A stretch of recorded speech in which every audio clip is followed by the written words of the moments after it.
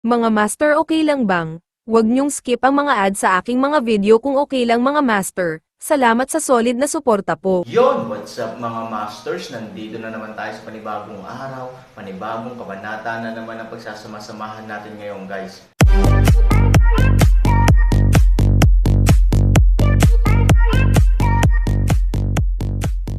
Bali mga masters, kung bago ka pa lang po sa aking YouTube channel, please click the subscribe button, lalong-lalo na po yung notification bell guys, para maging connected pa rin tayo sa isa't isa at maging updated kayo sa mga susunod ko pang video. Bali mga masters, bago natin umpisahan ng kwento ay mag-shoutout po muna tayo para sa mga solid nating tagapakinig. Shoutout kay Norlisa Sugay at shoutout kay Jezreel Sarsaba. Yun na nga mga masters, no? Bali hindi na ito patagalin. In 3, 2, 1, let's go! Tinitigan ni Pangolin si Mr. Yuan na parang multo. Talagang nakita niya ito ngayon. Ano ang kahulugan ng paghahanap ng uri ng paninigarilyo kapag walang magawa? Ang Aaron ay hindi gumagalaw o umaatake. Simpleng depensa lang niya. Hindi ba masama iyon? Hindi ba babasa nagbibigay ito sa iyo ng sapat na pagkakataong umatake nang hindi nagdudulot ng anumang pinsala sa iyo, bagamat maaari itong maging sanhi ng mga tao na hindi masira ang depensa at bumagsak. Ngunit ang pagbagsak ay palaging isang bagay ng puso.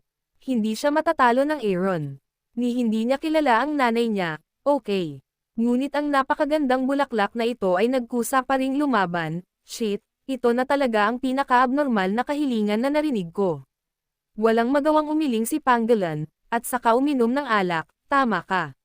Sa tingin ko ay kumuha lang ng hindi kilalang kayamanan ang Hick, at pagkatapos ay naglaro ng walang hiya dito. Umaasa sa hindi namin pamilyar sa kanyang kayamanan, siya ay napaka-misteryoso at makapangyarihan.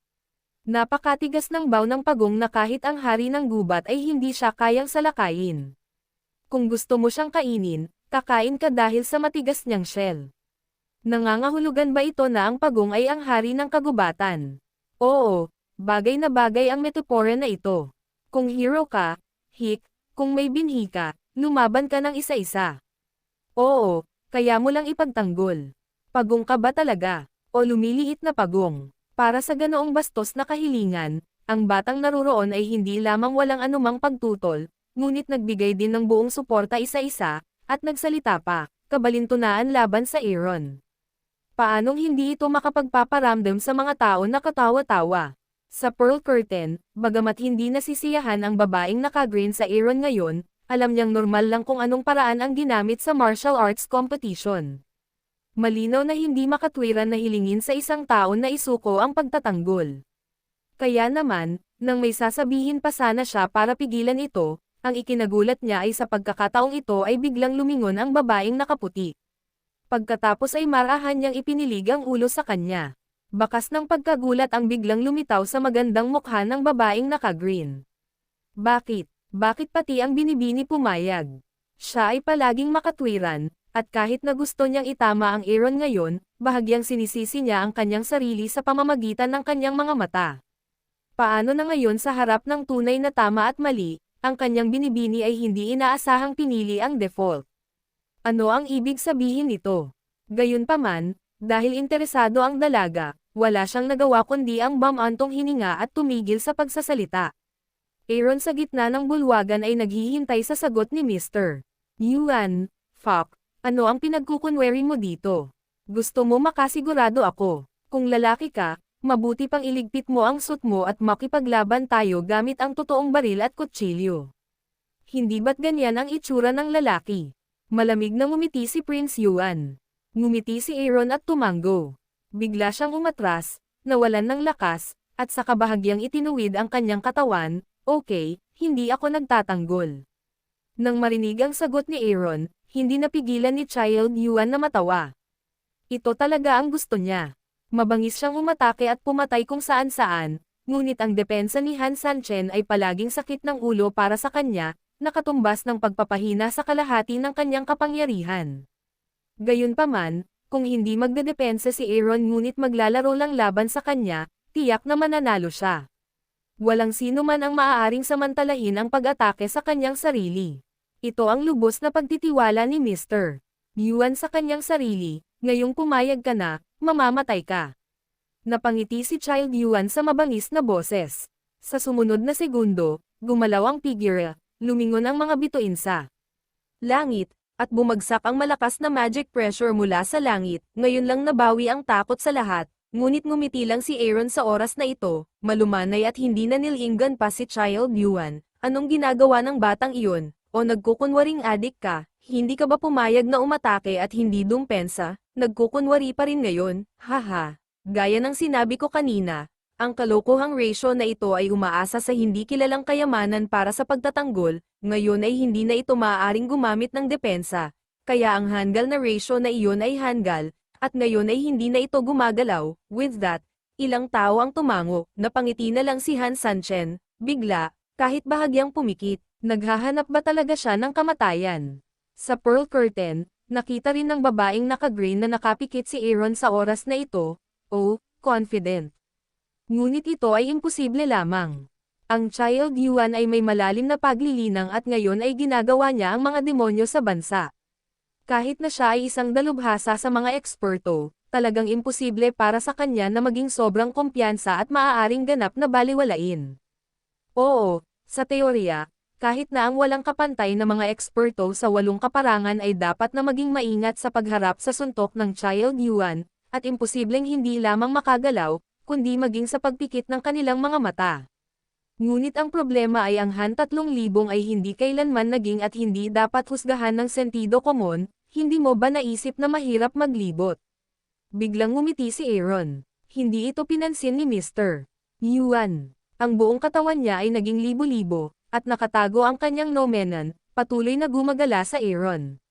Marahil, iniisip niya na ang paglipat na ito ay masilaw sa Aaron.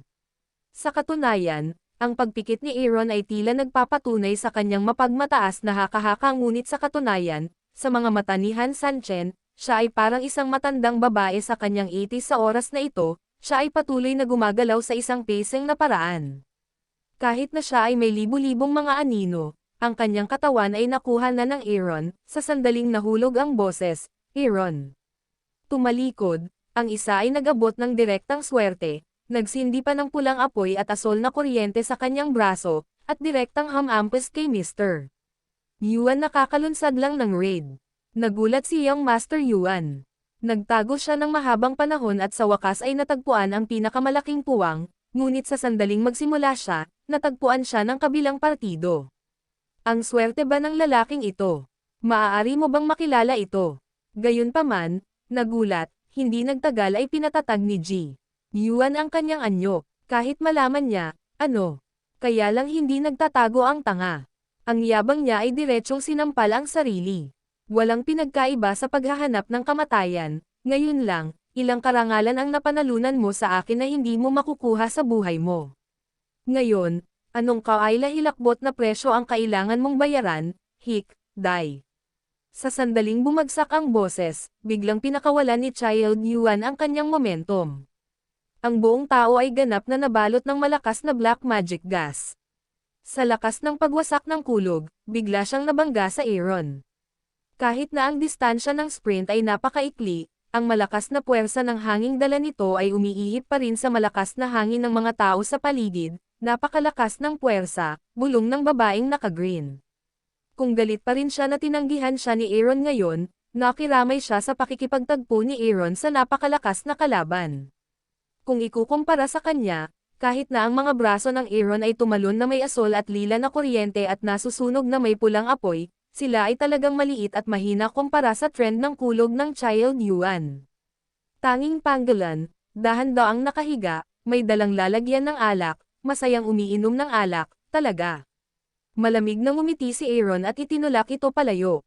Bang! Sinalubong ng palad ang kuko ng multo ng Child Yuan. Ang dalawang enerhiya ay nagbanggaan, oras, at ang anti-Buddha ay ganap na nagyelo sa oras na ito.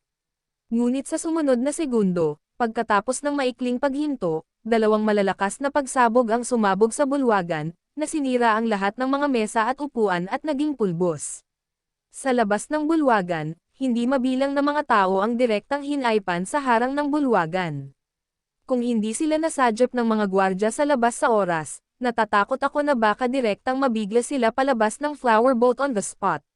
Maging ang bid curtain ay ganap na lumulutang sa oras na ito. Ang babaeng nakaputi ay nagtaas ng kamay para suportahan ang manggas at pilit na lumalaban, habang ang babaeng naka-green ay umindayog at halos mabuga. Pero walang pakialam. Nakatitig ang mga mata ng lahat sa dalawang tao sa field, roar. Biglang, sa braso ni Aaron, ang pulang apoy at asol na lila na kuryente ay biglang umunlad, at isang hindi nakikita at napakalaking puwersa ang biglang pumutok. Boom! Nawasak ang mga kuko, at ang palad ni Han Sanyi ay kasing lakas ng isang kawayan.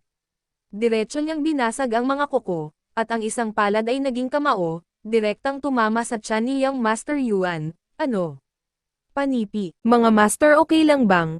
Huwag niyong skip ang mga ads sa aking mga video kung okay lang mga master. Salamat sa solid na suporta po. Poof. Sa bulalas ng isang tao, si Mr. Yuan, na nakahawak sa kanyang kamao, ay biglang bumuka ang kanyang bibig at nag-spray ng dugo na parang fog on the spot. Sa pagkakatama ng kamao, diretsyong napayuko ang katawan ni Mr. Yuan dahil sa lakas. Kahit na naspray niya ang blood mist ng matinding sakit, patuloy na tumutulo ang dugo mula sa kanyang bibig na parang plasma. Sakit. Sobrang sakit. Diretsyong sinuntok si Fang Fo sa dibdib. Pero sa mata niya, mas marami ang ayaw. Paano nangyari ito? Paano ito nangyari? Ayaw niya. Nagalit siya. Gusto pa niyang hulihin ang Aaron at tanungin siya kung bakit. Sa kanyang lakas at husay ng kanyang anak na si Yuan, siya ay hindi matatalo at hindi maaaring magkaroon ng kaaway. Ngunit ngayon, natalo siya sa kamay ng hindi kilalang tao. Bukod dito, halos natapos ito sa isang madilim na anyo. Ang mapagmataas na kuko ay walang kalamangan. Sa kabaligtaran, ito ay binasag ng isang suntok sa pinakadirektang paghaharap, na nag-iiwan sa kabilang partido ng isang mas dominante, mabangis at marilag na imahe. Ang pinakamalakas na kasanayan ng pamilyang Yuan. At ang kanyang sariling pagkademonyo. Dati, kung gaano katalino ang mga ito, ngayon, ipinako nito ang sarili sa haligi ng kahihiyan, gaano kalalim. Natigilan din ang mga tao sa ilalim ng entablado. Isa-isa pa nilang nakalimutang huminga. Nakatingin lang sa gitna ng sala, nakakagulat ang resulta. Walang banter na ganyan sa imahinasyon, at walang ganyang saya sa imahinasyon. Ang ilan ay saglit lang ng patayan, o kahit matatawag itong pangalawang pagpatay. Gayunpaman, hindi ang hamak na hik ang pinatay ng pangalawa, kundi ang anak ni Yuan na may mataas na pag-asa at hindi man lang naghinala, nasilaw ba ako? Don't talk about spending money. I even suspect I'm dreaming. Ang kamao ng lalaking iyon ay hindi lang nakabasag ng kuko ng Diablo, kundi maging nagagawa pa niyang tamaan si Mr. Yuan ng diretso sa tiyan ng ganoon ka-simple, at mapagmataas na paraan. Anong makapangyarihang puwersa? Ang mga nagawa ni Mr. Yuan ay nasa larangan na ng pagpatay sa kasamaan. Bagamat hindi siya Master Level 8 na dalubhasa sa kaparangan, isa rin siyang dalubhasa sa unang klase. Paano siya masisira ng may malupit na puwersa at matamaan siya? Maliban kung, sa harap ng hik na ito, ang kanyang paglilinang ay hindi bababa sa 2 antas na mas mataas kaysa sa larangan ng pagpatay ng kasamaan. Kung hindi, hindi niya basta-basta kayang patayin si Young Master Yuan. Mayroon na lamang isang 8 kaparangan na kaharian na natitira sa itaas ng kaharian ng pagpaparusa sa kasamaan. Huwag mong sabihin na ang batang ito ay maaaring mas mataas kaysa sa 8 kaparangan na kaharian. Hindi ako naniniwala sa 8 kaparangan na kaharian lamang. Oo, sa ang 8 direksyon sa mundo, ang pinakabatang master ng 8 kaparangan na kaharian ay hindi bababa sa 100 taong gulang. Ang batang ito ay bata pa, ngunit hindi hihigit sa 30. Paano magkakaroon ng ganoong screening realm? Pero ginawa niya. May umiling, ayaw na ipagpatuloy ang pag-aaksaya ng katotohanan, Will. Magkakamali ba tayo sa simula? Wala siyang anumang lihim na kayamanan upang protektahan ang kanyang sarili, ngunit ginamit lang ang kanyang paglilinang upang labanan ang pag-atake ni Young Master Yuan. May nanghula, pero ang haka-haka na ito, halatang hindi napigilan ng lahat ang huminga ng aircon. Ang paliwanag na ito ay tila ang isa lamang na maaaring tumakbo sa harap at likod, ngunit kung ito ay magkatotoo, ito ay maaaring masyadong abnormal. Ang isang binata ay may ganoong abnormal na paglilinang. Nang bumagsak ang 2 tao sa lupa sa 2 lengguwahe, natahimik ang isang grupo ng mga Young Masters. Sa loob ng bid curtain, Tinakpan ng babaeng nakaberde ang bibig ng mga kamay. Nagulat siya at halos mawalan ng boses, maging ang babaeng nakaputi, tumayo sa unang pagkakataon at hindi makapaniwalang nakatingin sa eksenang nabigo ang babaeng nakaputi. Alam niyang hindi bagay sa Paul ang Aaron pagkatalo ang digmaan sa pagitan ng dalawa, kahit sa simula pa lang, ay natapos na, hindi siya bagay sa Paul, ngunit isang tunay na dragon sa 5 taon na plano, gugulatin ang mundo. Biglang nagpakita ng ngiti sa mukha ang babaeng nakaberde at tumango-tango tapos medyo humakbang siya at may sinabi na ikinatulala ni Aaron. Storytelling channel sa YouTube. Yun na nga mga masters, no? Bali panibagong kabanata na naman yung natapos natin ngayong gabi. Muli, maraming salamat po talaga sa walang sawang suporta po sa aking YouTube channel na talagang inaabangan nyo po ang bawat upload ko po. Bali mga masters, magkita-kita ulit po tayo bukas ng gabi at ngayon po ay magpapaalam po muna tayo. Bali mga masters, bye-bye!